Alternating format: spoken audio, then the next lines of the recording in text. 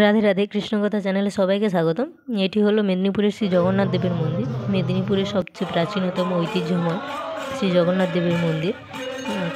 আগের দিন তো রথ ছিল, তোমরা সকলেই জানো। এবার রথের দিন মন্দিরে গেছিলাম, মন্দিরে অসম্ভবভাবে ভিড়।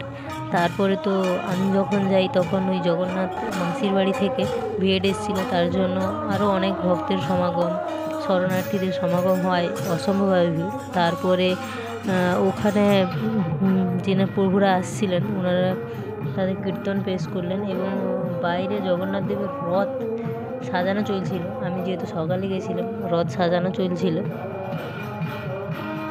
জগন্নাথ দেবের আরাধনা চলছে, খুব সুন্দর সুন্দর গান হচ্ছিল, খুব দারুণ লাগলো। এবার অনেকক্ষণ ওখানেই ছিলাম। তারপর তোমরাও কিছু গান শোনো, তারপরে আমি বলছি কী হলো।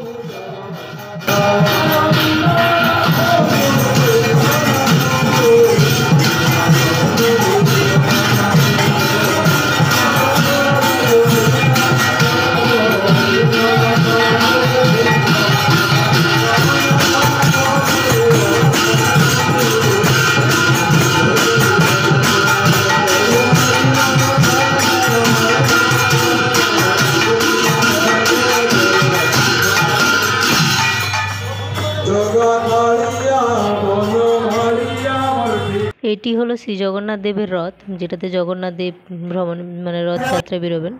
পুজো দেওয়া হয়ে গেছে, এটি হচ্ছে প্রসাদ।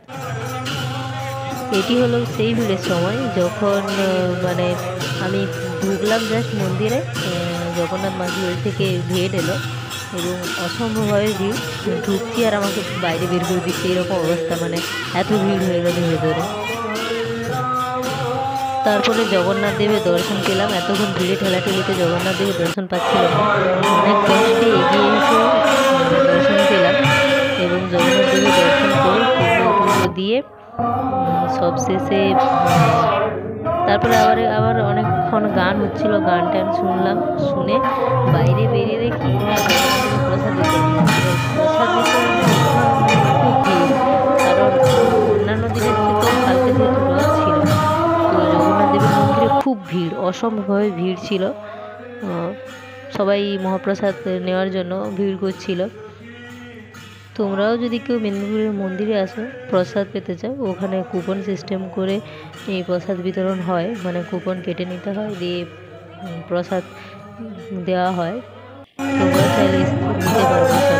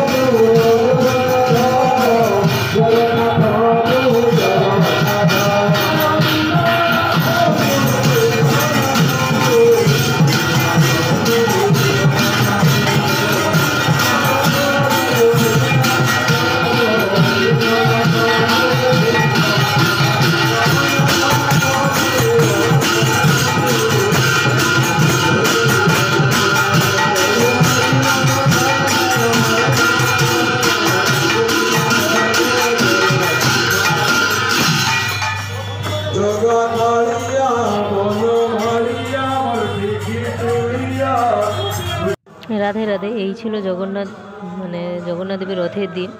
তো তোমরা সকলে ভালো থেকো, দেখা হচ্ছে নেক্সট ভিডিওতে। রাধে রাধে।